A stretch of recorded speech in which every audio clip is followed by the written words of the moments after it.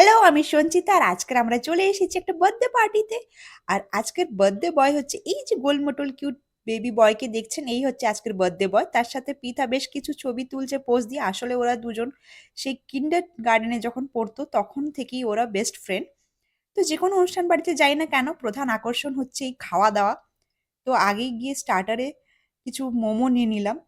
আসলে একটা মোমো আমি খেয়েছি আর একটা মোমো পৃথাকে খাইয়েছিলাম। তারপরে বেশ কিছু কাবাব ছিল ৩ রকম টাইপের, ফিশ বল ছিল আর ছিল মকটেল। তো মকটেল কাউন্টারটা বেশ সুন্দর করে সাজানো ছিল। দেখে আমার মনে হলো একটা মকটেল খাই। তো চট করে আমিও একটা মকটেল নিয়ে নিলাম। এটা ব্লু লেগুন মকটেল। তারপরে কয়েকটা ফিশ বল নিলাম পৃথার জন্য। ও আসলে ফিশ বল খাবে বলল তাই। ও একবার যা রাইডে উঠেছে, এই রাইড থেকে নামবার আর নাম নেই। এই রাইডে বসেই খাচ্ছে, এই রাইডেই খেলছে। তারপরে চলে এলো সেই মুহূর্ত যেটার জন্য সবাই এতক্ষণ অপেক্ষা করেছিল।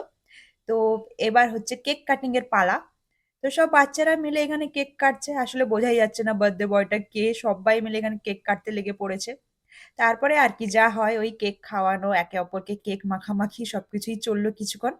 কেক কাটিং এর পর্ব শেষ হতেই আমরা চলে গেলাম মেন কোর্সের দিকে। মেন কোর্সে ছিল গরম গরম বেবি নান, তার সঙ্গে ছিল ডাল মাখনি, ফিশ বাটার ফ্রাই, আর ছিল গরম গরম বাসন্তী পোলাও, আর তার সঙ্গে ছিল কচি পাঁঠার মাংস।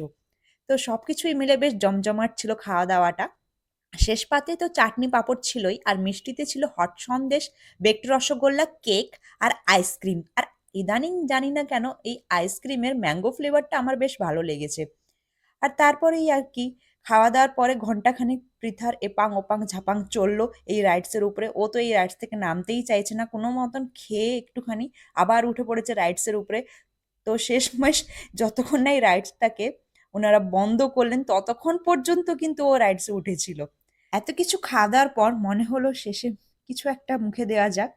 তো দেখলাম ওখানে পাশে একটা পানের কাউন্টার ছিল। তারপর আর কি পানের কাউন্টারে গিয়ে একটা পান খেলাম। আর বেশ কিছু পোজ দিয়ে ছবি-টবি তুলে বাড়ির পথে রওনা দিলাম।